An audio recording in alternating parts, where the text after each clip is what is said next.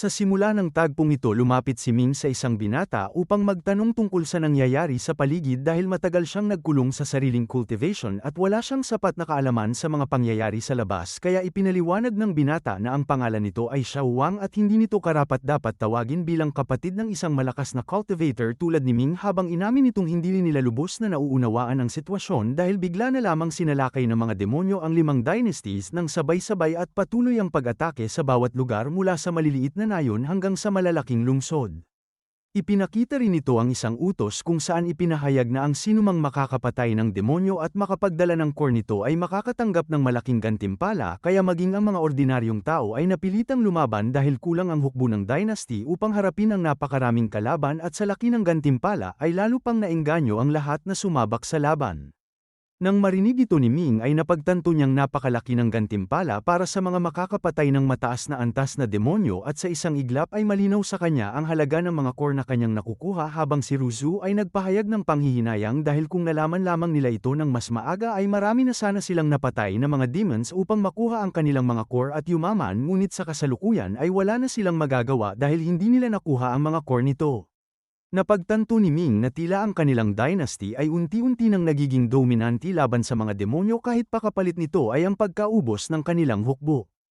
Ipinaliwanag ni Xiao Wang kay Ming na ang kasalukuyang sitwasyon ay hindi kasing ayos ng nakikita sa labas dahil kahit na nakakapatay sila ng mga demonyo at nakakakuha ng kanilang core ay hindi nito ibig sabihin na kontrolado na nila ang lahat.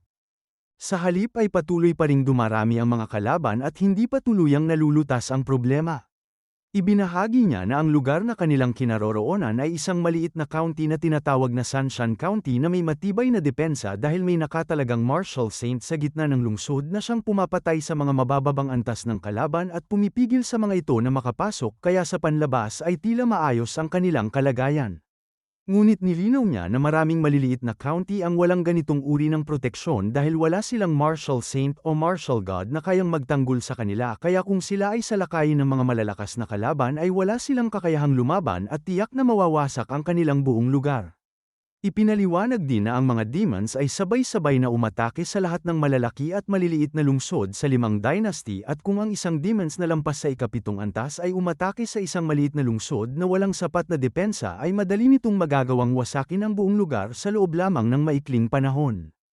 Ayon sa balita mula sa kanyang general na nagbabantay sa mga karatig na lugar ay marami ng maliliit na lungsod na kulang sa lakas at mandirigma ang sinalakay ng mga demonyo kaya maraming tao ang napilitang tumakas upang iligtas ang kanilang sarili habang ang iba naman ay nagsisiksikan papunta sa Sanshan County upang doon maghanap ng kaligtasan. Pagkarinig ni Ming sa mga salitang ito ay napaisip ng malalim ang ating bida dahil naalala niya na maraming mahihinang county ang walang sapat na lakas upang ipagtanggol ang kanilang sarili at madaling mawawasak kapag sinalakay ng malalakas na kalaban. Agad niyang naalala ang sarili niyang pinagmulan na Yan County na isa ring maliit na lugar kung saan siya lumaki at kung saan ang pinakamalakas na mandirigma ay nasa antas lamang ng martial dominator at wala man lang martial god na kayang sumalubong sa mga ganitong uri ng banta kaya unti-unting bumigat ang kanyang kalooban. Sa gitna ng kanyang pag-aalala ay bigla siyang nakatanggap ng mensahe mula sa kanyang kaibigang si Zhang Heng na agad niyang pinakinggan dahil naramdaman niyang may masamang balita itong dala. Ipinahayag ni Zhang Heng na napakasama na ng sitwasyon sa kanilang lugar at ayon sa kanyang narinig ay sinalakay na rin ng mga demons ang Yan County kung saan may mga napakalalakas na kalaban na hindi kayang harapin ng mga naroon kaya lalong lumalala ang kalagayan ng lugar. Idinagdag pa niya na ang batang prinsipe na si Hao Yan ay labis na nag-aalala at umiiyak dahil nais nitong bumalik sa kanilang county upang lumaban kasama ang kanyang mga tao at ipinapahayag nito na handa itong mabuhay at mamatay kasama ang kanyang nasasakupan bilang kanilang pinuno. Sa kabila nito ay pilit siyang pinipigilan ni Zhang Heng upang hindi agad sumugod dahil alam nilang napakadelikado ng sitwasyon at maaaring ikapahamak ng prinsipe ang kanyang desisyon. Agad na nagtanong si Ming tungkol sa kalagayan ng Marquis dahil ang Yan County ay sakop ng kanyang teritoryo at bilang pinuno ay tungkulin nitong protektahan ang mga nasasakupan nito laban sa ganitong uri ng panganib. Ipinaliwanag ni Zhang Heng na kahit ang sariling lungsod ng Marquis ay inaatake rin ay nagpadala pa rin ito ng puwersa upang tumulong sa Yan County ngunit kahit na ginawa nito ang makakaya ay hindi pa rin sapat ang lakas ng kanilang hukbo upang ganap na mailigtas ang lugar mula sa pagkawasak. Matapos marinig ang lahat ng ito ay agad na nagpahayag si Ming na iparating sa batang prinsipe na siya ay papunta na sa Yan County at hindi na kailangang mag-alala pa dahil siya na ang baalang humarap sa sitwasyon. Ipinahayag din ng ating bida na ang Yan County ang kanyang pinagmulan at naroon pa rin ang mga natitirang miyembro ng Yi family kaya hindi niya maaaring pabayaan ang lugar na ito sa gitna ng ganitong kapahamakan. Lumipat ang tagpo sa Yan County kung saan makikita ang isang malaking barrier na nakapalibot sa buong lungsod bilang depensa laban sa mga demonyo na patuloy na umaatake mula sa labas. Sa labas ng barrier ay maraming mandirigmaang desperadong nakikipaglaban upang pigilan ang paglapit ng mga kalaban ngunit sa tuwing masyadong dumarami ang mga ito ay napipilitan silang umatras at pumasok sa loob ng barrier upang pansamantalang makaligtas. Samantala ang mga demons ay patuloy na nagtitipon sa labas at walang tigil na sinusubukang sirain ang barrier upang tuluyang makapasok at wasakin ang buong lungsod. Ang barrier na ito ay nilikha ni Master Chenli na isang eksperto sa formation at minsan ang naturuan ni Ming kung paano pa ito palalakasin kaya kahit papaano ay nagagawa nitong pigilan ang mga kalaban sa kasalukuyan. Kasama niya ay ang 7 sect leaders at iba pang mga master tulad ni Lutian na nagtutulungan upang mapanatili ang lakas ng barrier sa kabila ng patuloy na pag-atake mula sa labas. Ngunit sa kabila ng kanilang pagsisikap ay malinaw na lumalala na ang sitwasyon dahil unti-unting nauubos ang kanilang lakas at hindi nila kayang panatilihin ang barrier ng matagal kung magpapatuloy ang ganitong uri ng pag-atake. Dahil dito ay napilitan ang ilan sa kanila na isipin ang posibilidad ng paglikas upang iligtas ang kanilang sarili bago patuluyang bumagsak ang kanilang depensa.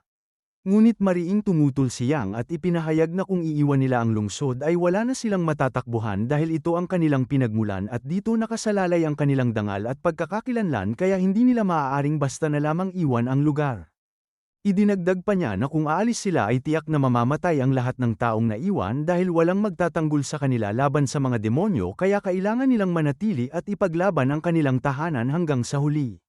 Ipinahayag ni Master Lu Tian ng kanyang pag-unawa sa sinabi ni Yang ngunit agad din niyang nilinaw ang kanilang kalagayan dahil ang kanilang patriarch na isang martial saint ay matagal nang pumanaw kaya nawalan sila ng pinakamalakas na sandigan at hindi na sapat ang kanilang lakas upang harapin ang ganitong uri ng napakalakas na banta na unti-unting sumisira sa kanilang depensa.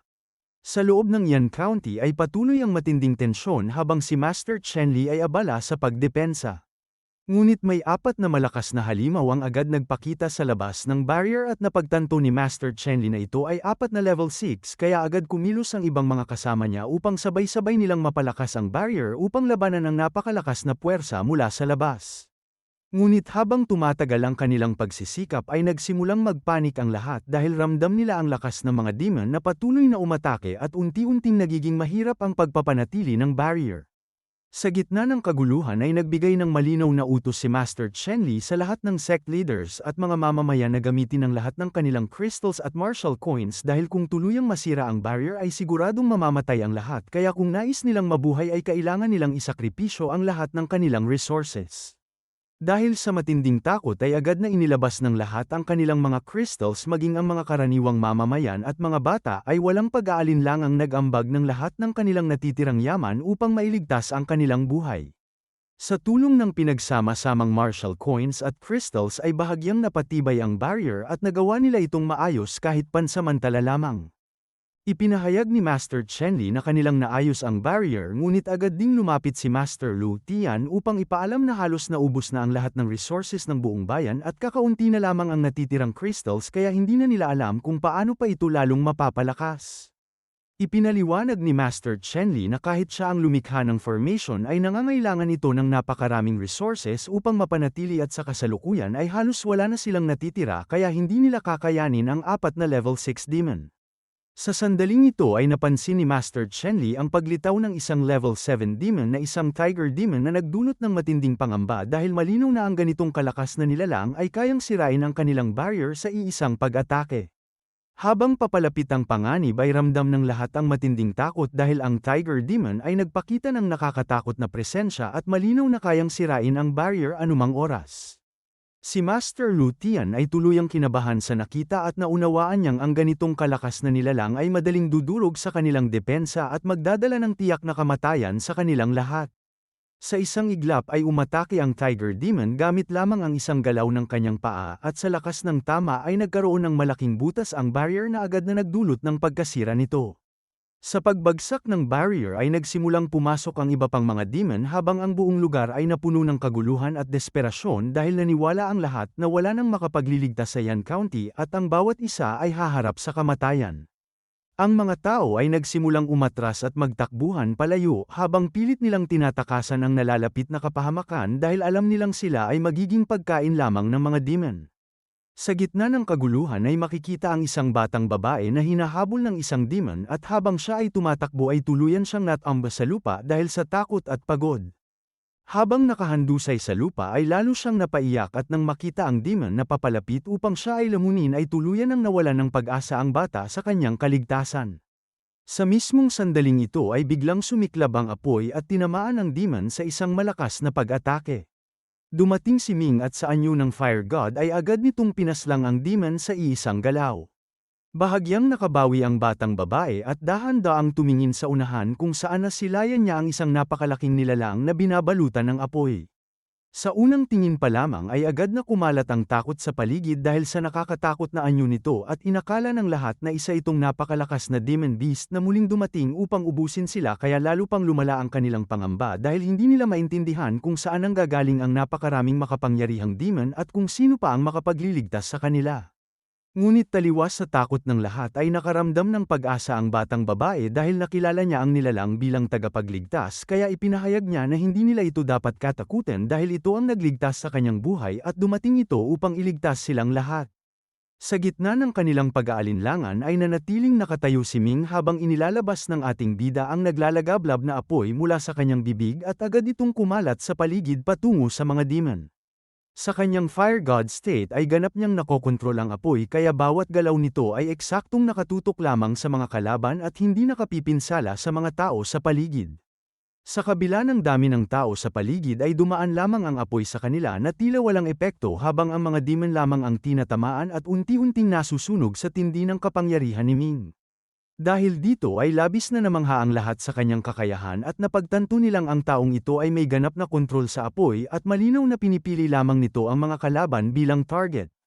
Si Master Chen Li ay lubos na nagulat sa ipinakitang lakas ng dumating na tagapagligtas at agad niyang naunawaan na ang kapangyarihan nito ay hindi pangkaraniwan dahil ang mga demon ay hindi man lamang makalapit dito. Matapos lipulin ni Ming ang mga demon sa kanyang harapan ay itinuon nito ang kanyang pansin sa level 7 Tiger Demon at sa 4 na level 6 demon na nananatiling nakatayo sa malayo.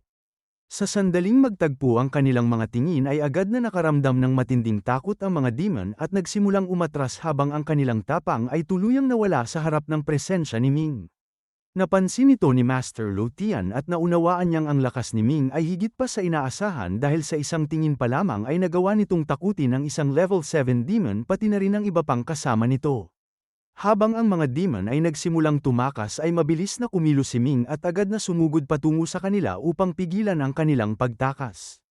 Sa isang iglap ay hinarap ng ating bida ang Tiger Demon at sa isang malakas na pag-atake ay agad niya itong pinaslang ng walang kahirap-hirap bago sunod-sunod na pinatay ang iba pang mga demon na kasama nito.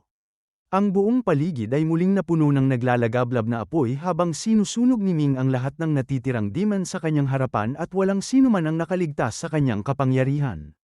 Sa gitna ng kaguluhan ay may mga demon na nagpasya na umatras at nagsimulang tumakas habang may layuning muling bumawi sa ibang pagkakataon dahil may bukas na portal na patuloy na naglalabas ng mga demon sa lugar. Agad na naunawaan ni Ming ang sitwasyon kaya walang pag-aaksaya ng oras ay lumipad ang ating bida patungo sa pinagmumulan ng mga demon.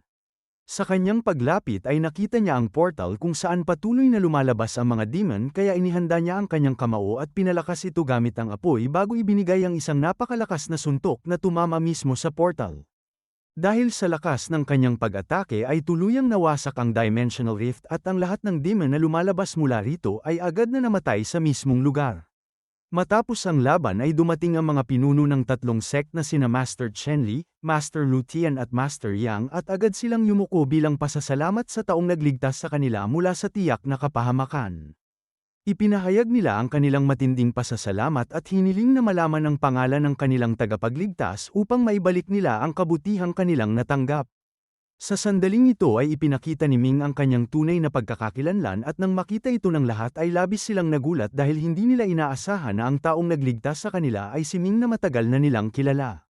Agad na kumalat ang kasiyahan sa buong lugar dahil sa pagbabalik ng kanilang bayani.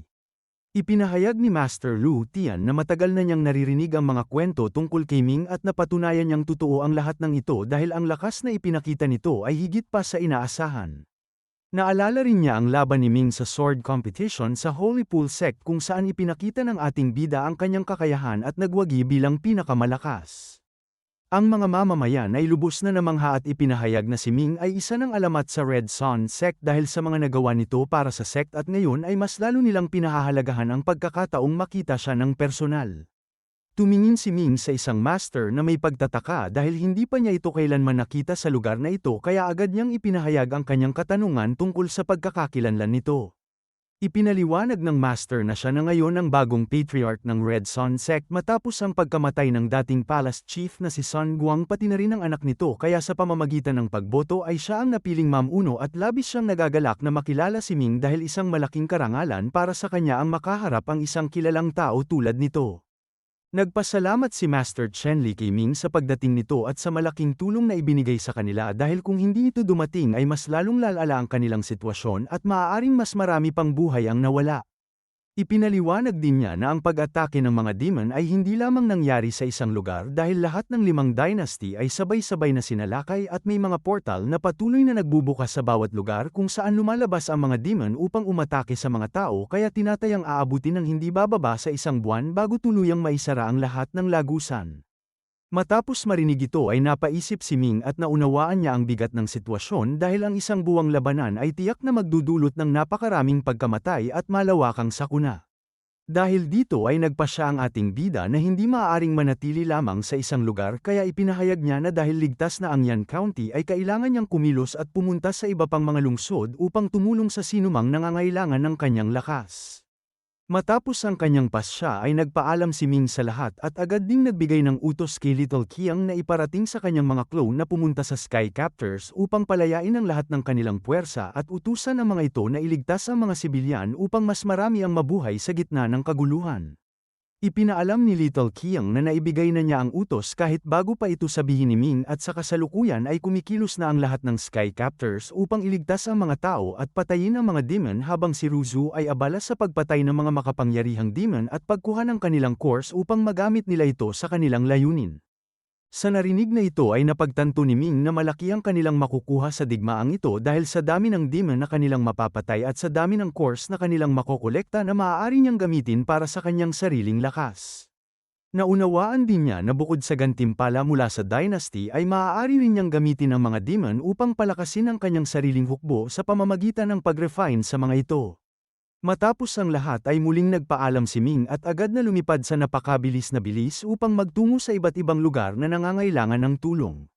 Sa paglipas ng panahon ay naglakbay siya sa maraming lugar at ginamit ang kanyang demonic flag upang i-refine ang mga kaluluwa ng mga demon na kanyang napatay at tinipon ang mga ito upang gawing shadow soldiers na magsisilbi sa kanya.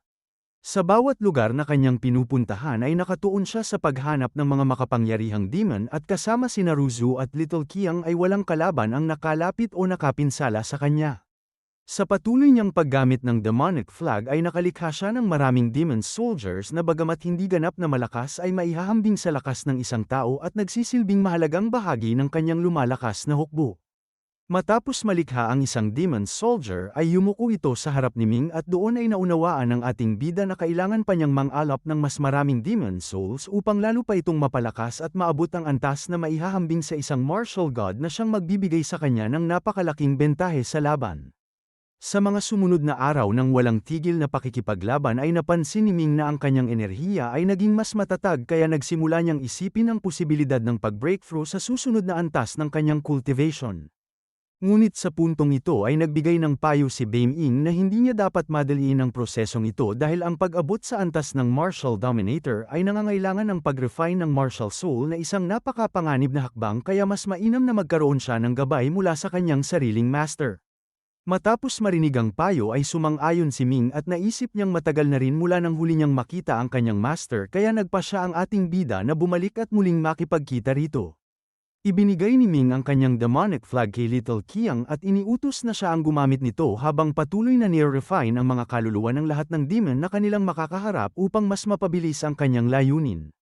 Kasabay nito ay inatasan din ng ating bida si Ruzu na tumulong kay Little Qiang sa pagpatay ng mga level 9 demon beast at pagkuha ng kanilang course habang siya ay aalis upang magtungo sa Yin Yang sect at makipagkita sa kanyang master upang matulungan siyang makapag-breakthrough. Ipinaunawa ni Ming na sa oras na matapos ang kanyang gagawin ay maaabot niya ang antas ng Martial Dominator at agad siyang babalik kaya kailangan lamang siyang hintayin ng dalawa. Pagkatapos nito ay agad na lumipad si Ming sa napakabilis na bilis patungo sa Yin Yang sect at sa kanyang paglalakbay ay walang tigil niyang pinapatay ang mga demon na kanyang nakakasalubong. Sa kanyang pagdating sa labas ng Yin Yang sect ay agad niyang napansin ang isang malaking formation na aktibo sa buong lugar na nagsisilbing depensa laban sa mga demon. Naunawaan ni Ming na tulad ng ibang lugar ay sinalakay din ng Yin Yang sect at marami ring demon ang nagkalat sa paligid kaya hindi na siya nagulat sa matinding presensya ng kalaban. Sa sandaling lumapit siya sa formation ay kusa itong nag-activate at hinila siya papasok na tila kinikilala ang kanyang presensya. Agad na napagtanto ni Ming na ang kanyang master na si Master Yi Xiantian ang may likha ng formation at malamang ay alam nito ang kanyang pagdating kaya siya mismo ang pinapasok sa loob. Dinala si Ming sa main hall kung saan naroon ang dalawang cardinal at ang patriarch ng sect at sa kanyang biglaang paglitaw ay agad silang nakaramdam ng matinding takot. Lumapit si Ming sa kanyang master at ipinahayag ang kanyang pagdating bilang isang disciple na muling bumalik upang humingi ng gabay. Samantala ay labis na kinabahan ang dalawang cardinal dahil sa kanyang presensya at natakot na baka mabunyag ang kanilang ginawang pagkuha sa kanyang bangko at ang pag-agaw sa City of Night na maaaring magdulot ng kanilang kapahamakan. Napansin ni Master Yi ang kakaibang ekspresyon ng tatlo kaya tinanong niya kung bakit tila hindi sila masaya sa pagdating ng kanyang disciple. Dahil dito ay agad silang nagkunwaring maayos at ipinahayag na sila ay natutuwa at humahanga sa lakas at talento ni Ming kaya yumuko sila bilang paggalang. Lumapit si Master Yi kay Ming at ipinaliwanag na ang kanyang disciple ay malapit ng makapag-breakthrough at maging isang martial dominator ngunit kailangan muna nitong i-refine ang kanyang martial soul at malinaw na kaya ito naparito ay upang humingi ng gabay sa prosesong ito. Kinumpirma ni Ming ang kanyang layunin at ipinaliwanag na nais niyang makumpleto ang pag-condense ng kanyang martial soul sa tulong ng kanyang master. Ipinaunawa ni Master Yi na kaya niyang tumulong sa prosesong ito ngunit may isa pang issue na kanyang nalaman ilang araw na ang nakalipas habang siya ay gumagawa ng formation laban sa mga demon. Habang abala siya ay may narinig siyang usapan ng ilang disciple tungkol sa isang masamang pangyayari na kinasangkutan ni Ming kung saan may mga taong umagaw sa kanyang bangko at pati na rin ng City of Night kaya nais niyang malaman kung totoo ang mga narinig niya. Sa sandaling marinig ito ay labis na kinabahan ng mga cardinal at ang patriarch dahil alam nilang kapag nalaman ni Master Yi ang katotohanan ay tiyak na hindi niya sila palalampasin. Sa kabilang banda ay napaisip si Ming dahil naunawaan niyang alam na ng kanyang master ang nangyari ngunit pinili nitong itanong upang kumpirmahin ang katotohanan.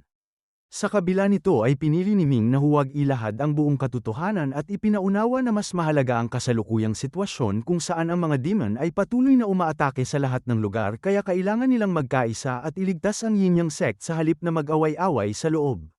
Naunawaan ni Master Yi ang intensyon ni Ming at nakita niya ang malasakit nito sa kanilang sect kaya bagamat alam niya ang nangyari ay pinili niyang ipagpaliban ang usapin at pansamantalang patawarin ang tatlong sangkot.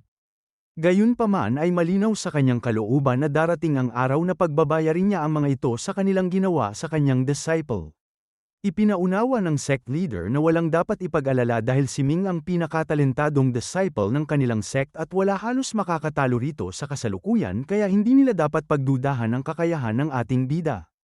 Ipinaliwanag din niya na ang City of Night ay pansamantalang ipinagkatiwala sa mga cardinal upang maayos itong mapamahalaan dahil si Ming ay kailangang maglakbay sa iba't ibang lugar upang palakasin ang kanyang cultivation kaya hindi nito kayang tutukan ang pamamahala ng lungsod. Idinagdag pa ng sect leader na kung nanaisin ni Ming ay maaari nilang agad na ibalik ang pamamahala ng City of Night ngunit sa kasalukuyan ay mas mahalagang unahin ang pagharap sa mga demon na patuloy na sumasalakay sa buong 5 dynasty kaya kailangan muna nilang magkaisa upang malutas ang mas malaking banta.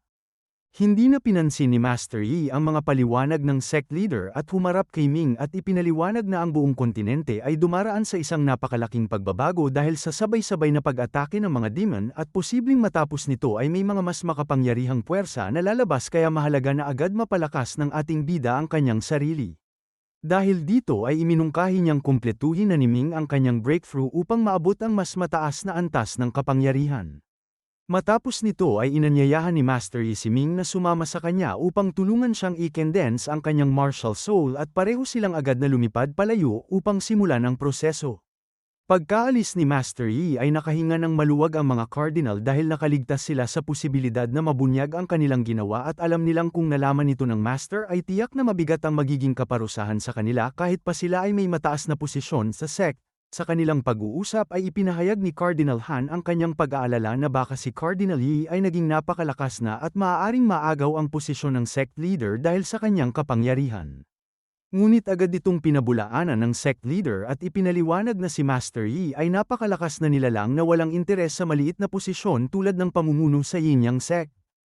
Ipinaunawa ng sect leader na malinaw sa kanyang paningin na si Master Yi ay may kakayahang sakupin ang buong Tianyuan continent kung nanaisin ito kaya wala itong dahilan upang pag-interesin ang kanilang sect. Dahil dito ay napagpasyahan nilang panatilihin ang mabuting ugnayan kay Master Yi dahil naniniwala silang makakamit nito ang mas malalaking tagumpay sa hinaharap.